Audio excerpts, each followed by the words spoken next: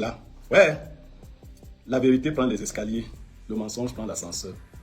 Je ne sais pas pourquoi Dieu a arrangé ma vie pour que les choses se passent comme ça. Les voitures neuves s'achètent au Cameroun à la Camille avant l'existence de Géto au repos aujourd'hui.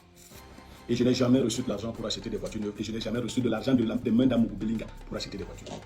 J'étais chef du personnel et j'avais pour chef direct Madame Mani Esther. Elle est la mère des enfants d'Amougou Belinga. C'est elle qui m'a confié 25 millions de francs pour acheter 5 voitures d'occasion. 25 millions pour acheter 5 voitures d'occasion et faire les cartes grises des voitures. Bien. Alors, le témoin de ces achats s'appelle Bruno Bidjang. Bien. Bruno Bidjang m'a amené chez un Sénégalais monté, Elixon monté Grand Moulin. Ce Sénégalais nous a présenté les voitures, mais nous ne sommes pas tombés d'accord. Nous avons mangé du riz sénégalais très bien fait chez lui. Et ce monsieur m'a offert au nom de Bruno Bidjang un costume d'une valeur de 200 000 francs. Il m'a dit, peut-être on fera affaire une autre fois, mais je ne peux pas te vendre à ce prix. Le plus beau costume que j'ai eu à cette époque coûtait 200 000 francs. C'est grâce à la relation de Bruno Bidjang. Je suis donc allé acheter finalement les 5 voitures au Carrefour Vogt, chez un anglophone qui est aujourd'hui aux États-Unis, qui a eu des problèmes. S'il avait les véhicules qui avaient la syphilis et tout cela, c'est là-bas que j'ai acheté les véhicules de la syphilis 5. Et j'ai fait les dossiers d'immatriculation, les autres, dans les 25 millions. Je ne vais même pas aller plus loin. Vous voyez ce que je voulais vous montrer dans cette affaire. Ce que je voulais vous montrer et que vous ne pouviez pas imaginer, c'est qu'on peut donner une tâche aussi sale à un enfant et lui demander de fabriquer n'importe quoi et de dire. Moi, j'aurais voulu que Christophe retrouve des choses, parce que je suis un humain, j'ai des choses sales. S'il avait interrogé fortement Obama, il aurait eu quelques informations. Mais j'ai causé avec Obama, il n'a pas interrogé Obama, malheureusement. Je ne suis pas propre, je ne suis pas blanc comme neige. Mais il y a des choses que je n'ai pas faites. Quand j'ai quitté le groupe L'Anecdote, le PDG, à un moment donné, a voulu me créer des problèmes. Il s'est retenu après. Mais ce que je vais donc dire en bien, avec témoin, c'est que Amougou Belinga m'a rappelé, quelques mois après m'avoir chassé. Pourquoi vous ne me posez pas la question? Tout ce qu'on a licencié au groupe L'Anecdote, on les a repris. Pourquoi moi on ne m'a pas repris? Donc, ou bien je suis trop malchanceux. Il n'y a pas une seule. Mon gars a été licencié 5 fois. J'ai donc été licencié et je vais dire pourquoi j'ai été licencié. Mais j'ai été rappelé pour devenir non plus chef du personnel mais directeur général adjoint. Ce jour-là, quand je suis arrivé au groupe L'Anecdote, ça s'était déjà raconté. Francis Bonga m'a appelé et m'a dit, DG, tu es là? J'ai souri. J'avais reçu la menace d'une personnalité qui m'avait dit, te voilà qui va là-bas. Si tu acceptes cette proposition, tu auras des problèmes avec moi. Je lui ai dit, d'ailleurs, elle avait dit que je n'aille pas. J'ai dit non, je vais travailler avec ce monsieur.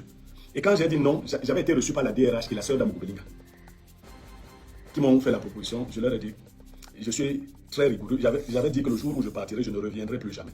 Et elles m'ont demandé qui va donc dire ça au PDG. J'ai dit moi-même. J'ai écrit au président Amougou Belinga que j'ai été au courant de sa sollicitude, mais que je ne pouvais pas y répondre. Et il m'a dit ok. Ça s'est arrêté là. Voilà la fin de mon aventure. Mais qu'est-ce qui me fait licencier du groupe L'Anecdote? Je parle aujourd'hui parce qu'il est bon que les gens qui me font confiance, les gens qui me suivent, sachent quand même qui je suis. Quel est le parcours que j'ai eu? Est-ce que je suis comme ces enfants qui font n'importe quoi et tout le reste? Pourquoi je suis gueulard comme ça? J'ai payé une formation de sculpture à un jeune garçon du prénom de Nestor, je ne vais pas donner son nom de famille. Il était très bon sculpteur. Un jour, il m'a suggéré l'idée qu'il voulait faire une sculpture de M. Amougou Belinga. J'ai accepté. Et à l'insu de M. Amougou Belinga, nous avons retrouvé des photos et autres, on a fait une sculpture. Tout ce qui allait dans le bureau de M. Amougou Belinga trouvait cette sculpture au niveau de son secrétariat. Cette sculpture m'a coûté, je l'ai financée seul, 300 000 francs, et le jeune homme que j'avais fait former, je l'ai fait former à l'université de Ndissamba, par la fille de Ndissamba qu'on appelle Marie-Louise Ndissamba. Je n'ai pas payé un franc parce qu'elle était mon amie. Donc ce petit garçon, je le récupère, donc il fait, lui, il donne l'aspect pratique, l'aspect technique, et moi je finance. Je suis allé remettre la sculpture à Amougou Belinga parce que Christophe a dit qu'il y a un problème de sculpture. Je vais lui expliquer tout ce qu'il ne sait pas. Alors, quand je remets la sculpture à M. Jean-Pierre Amougou Belinga, je suis avec le petit Nestor, il est ébloui. Je lui présente le jeune homme et il prend 2 millions de francs et remet au jeune homme. Le jeune homme et moi, nous descendons dans mon bureau et je lui dis, bon, ok, voilà ce qu'on a obtenu. Le jeune homme prend 300 000, il me remet. Je lui dis, mais c'est tout. Il me dit, mais c'est ce que tu avais mis dans la sculpture, non? Je lui dis, comment ça, petit? On a fait le boulot à deux, comment tu me donnes 300 000, tu prends? Il me dit, non, bon, tu veux alors combien? Je lui dis, non, non, c'est pas sérieux. Il prend, je lui dis, donne-moi encore 300 000. Il me donne 300 000, ça faisait 600 000. Il reste avec 1,4 million. 2 jours après, le PDG m'appelle et il me dit qu'il a beaucoup apprécié la sculpture et il souhaite que je fasse une sculpture géante, je fasse faire une sculpture géante en la mémoire de son père. Et il envoie son gars de corps Francis me remettre des photos de son père. Il me remet les photos, j'appelle mon jeune homme, je lui dis, on vient d'avoir un autre marché. Je lui explique. Il me dit, je vais faire le devis, je lui dis, fais le devis. Il fait le devis, il me dit, ça fait 5 millions. Je lui dis, 5 millions, comment mon petit? On a dépensé 300 000 dans la première sculpture. Imaginons qu'on multiplie ça même par 4, par 5, par 6 000. Après, il me dit, bon, tu vas donner, on va 2 millions. Je dis, d'accord. Mais le PDG ne m'a pas donné d'argent. Qu'est-ce que je fais? Je me mets à réfléchir. Et le jeune homme m'appelle encore, il me dit, non, Vraiment, il faut qu'il gagne sa vie à travers cette sculpture. J'ai dit, mais le type là n'a pas donné d'argent. Il dit, non, c'est 10 millions. J'ai dit, quoi? Je lui dis, bon, je vais appeler le PDG, je vais lui dire que tu as refusé de faire. Finalement, il consent à faire la sculpture. Et je lui dis, qu'est-ce qu'on fait? On a reçu 2 millions. Tu dis que la sculpture coûte 2 millions. Moi, je vais te donner 1 million. Je vais prendre les 600 000 qu'on m'a donné, que j'ai eu, plus 400 000, je vais te donner. Tu vas mettre 1 million dans l'affaire. Et là, on espère donc qu'on aura le pactole. Il nous a d'abord donné 2 millions alors que nous avions dépensé 300 000. Voilà le deal avec le petit. On fait la sculpture. Quand elle est prête, j'en parle au PDG qui me dit qu'il ne veut plus entendre parler de ça. Je dis, mais comment? Je prends le grand frère du PDG qui est chef de village, Sa Majesté Nkili, je l'amène là où le petit a fait la sculpture, il voit la sculpture. Il dit, non, ça c'est très beau, c'est notre père tout craché. Je dis que mais ton frère dit qu'il ne, je ne sais pas ce qui se passe. Je ne comprenais plus la décision du PDG. J'essaie d'expliquer au petit que le PDG ne veut plus rien entendre. Un jour, j'affronte encore le PDG, il me dit, je ne sais pas ce que tu cherches avec cette affaire-là. Et comme c'est un homme très charismatique, j'ai laissé. Les gens du groupe L'Anecdote sont allés dire au petit que le PDG m'a donné 20 millions pour la sculpture, j'ai bouffé. Mais le petit a manqué d'intelligence. Le PDG m'a donc donné 20 millions pour la sculpture. Et où est la sculpture? Donc lui ne veut pas voir la sculpture de son père. Le petit a décidé de mettre la sculpture dans un pick-up. Et il est venu un jour bloquer l'entrée du groupe L'Anecdote dans le pick-up avec la sculpture du père d'Amogo Belinga. Le PDG Amogo Belinga, revenant de son déjeuner, a trouvé le portail bloqué par un véhicule et une sculpture à l'intérieur. Il a demandé aux gens ce qui se passait. Et les gens qui m'aimaient beaucoup au groupe L'Anecdote lui ont dit que c'est le petit Seigneur qui a dit à ce monsieur de venir bloquer l'entrée avec la sculpture. Il a fait appeler le petit. Il lui a demandé. Le petit lui a dit, moi j'ai fait la sculpture depuis plus de 6 mois. Monsieur Niamey ne veut pas me remettre, ne veut pas que je vous remette la sculpture. Monsieur Amogo Belinga a remis sur le champ 2 millions au petit et il lui a dit, viens me voir demain. Et il a instruit les gens de porter la sculpture et d'aller la déposer dans son village. Elle est aujourd'hui installée dans le village de monsieur Amogo Belinga. Le même soir, il m'a licencié. Et le lendemain, il a ajouté 5 millions au petit. J'ai rencontré le petit ce matin-là quand on lui avait ajouté 5 millions. Je lui ai posé le problème. Il m'a dit que non, vraiment les 7 millions-là, tu as ta part là-dedans. Je suis rentré chez moi, je le rappelle pour lui dire, mais Nestor, donne-moi ma part. Moi, je viens d'être licencié, on dit que je t'ai envoyé défier le PDG.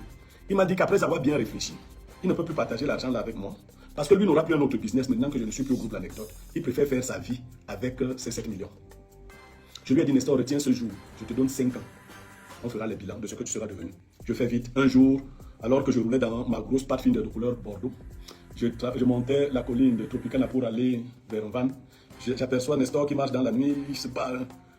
J'appelle au téléphone, je dis Nestor, comment tu vas? Il dit, je vais bien. Je dis non, tu ne vas pas bien, je te vois, tu marches à pied là. Il dit oui, je suis à Tropicana. Je dis, il y a une grosse voiture, pas de fin qui vient te traverser. Il dit oui, je dis c'est moi. Je lui dis, je t'avais donné rendez-vous dans 5 ans, on n'a pas encore fait 5 ans. Il dit, ça veut dire quoi? Je lui dis non, c'est la vie. Tu as fini d'utiliser les 7 millions, tu n'as plus rien. 2 ans après mon licenciement du groupe L'Anecdote, j'avais fêté une somme d'argent importante qui énerve les gens. Et le dossier dont parle Christophe Raoul Mbia, il a dit qu'il va le faire sortir. Mbia, s'il te plaît, pardon, fais sortir le dossier mal, c'est comme ça qu'on appelle ça, et qu'on m'arrête. Depuis 5 ans et depuis 3 semaines, on a demandé à un ancien collègue proche de moi de donner des éléments sur ce dossier et autres pour qu'on puisse m'arrêter. Il a. La seule façon de m'arrêter, c'est de faire dans l'arbitraire. Et ceux qui auraient l'ambition de m'arrêter, vous êtes libres de m'arrêter. Vous n'avez besoin de personne, de rien. Vous êtes tout puissant. Vous m'arrêtez quand vous voulez. Mais pour trouver une saleté, je suis tellement... Je vais vous dire, il y a 3 catégories d'hommes publics. La première catégorie, je les appelle les pourris gâtés. Eux, il n'y a plus rien à attendre de les pourris gâtés. La deuxième catégorie, c'est les pourris récupérables. C'est ceux qui font des choses pas bien, mais ils peuvent s'amender et revenir sur le droit chemin. Et la troisième catégorie qui est rare, c'est les propres. En général, on envoie les pourris gâtés pour salir les hommes propres. Mbia, depuis que je gueule dans les médias, s'il y avait quelqu'un qui avait quelque chose de grand contre moi, il l'aurait fait. Je voudrais que vous lisiez ici. Procès verbal de constat d'existence et de fonctionnement des comptes liés à Plimal. Il a été dressé par un huissier de justice. L'an 2022 et le 19 du mois d'avril à 12h30 sur réquisition de monsieur, je laisse le nom parce qu'il ne m'a pas demandé de citer son nom ici, demeurant agissant en qualité et non pour le compte de mon nom et autres, lequel m'a préalablement exposé, voilà. Je, des comptes liés, maître Jimdung Mekiache Micheline, huissier de justice à la 6e charge près la cour d'appel du centre des tribunaux de Yaoundé. Est-ce que vous saviez que j'ai fait les choses comme ça? On dirait que tu savais que j'ai fait les choses comme ça quand vous viendrez m'arrêter. Que j'ai fait montrer tous que des gens ont investi derrière moi à l'IA-Primal par un huissier de justice. Je vous ai donné le nom. De ce qui précède, j'ai dressé et rédigé le présent procès verbal de constat à 17h45 pour servir et évaluer ce que de droit le coup et pour. Seuls les hommes propres. J'avais entendu d'abord un autre, sous les Honorio, on avait parlé, les gens m'ont dit de répondre. Je réponds, je ne pouvais pas répondre à tous les coups. J'allais faire quoi de Christophe Mbia aujourd'hui si j'avais répondu déjà à Soulé. Et ce document d'un huissier détaille tout ce qui s'est passé. Et vous, toujours à ouvrir.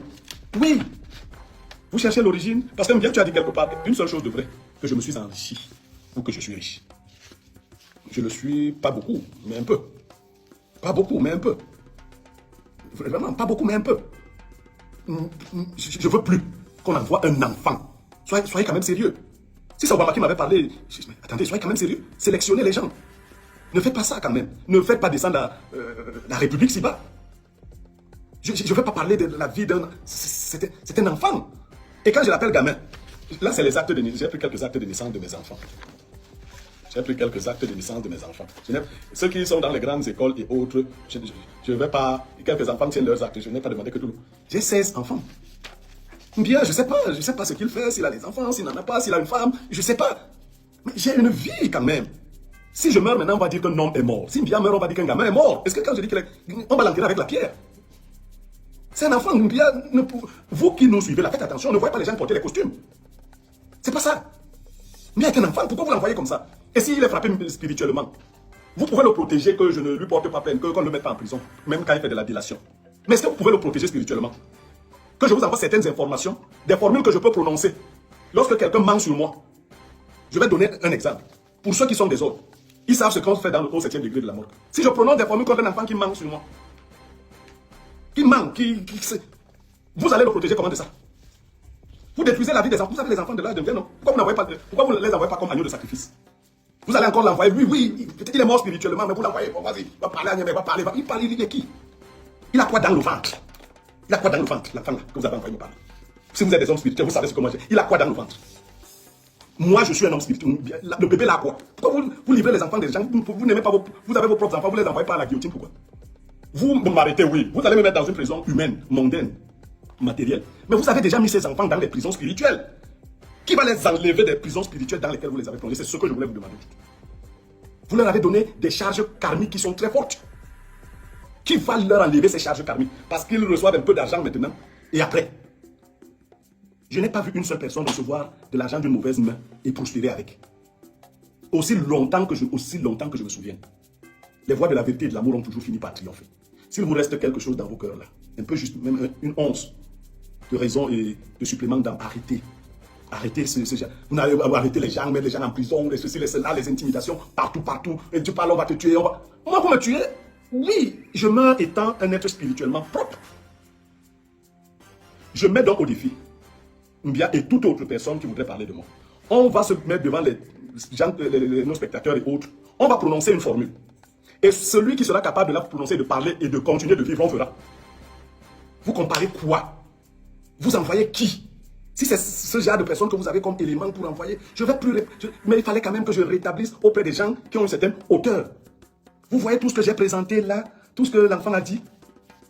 Et observez quand il parlait aujourd'hui, hier au camp là, il fuyait même la caméra. C'est comme s'il lisait un document. Il a dit que Obaker, un certain Obaker, avait des informations qu'il allait donner. Je connais 2 Obaker dans ma vie. L'un des Obaker m'a appelé très vite, c'est mon beau-père. Il me dit que, Bombo, mes amis ne font que m'envoyer le truc là que Mbia dit. Je ne connais pas Mbia.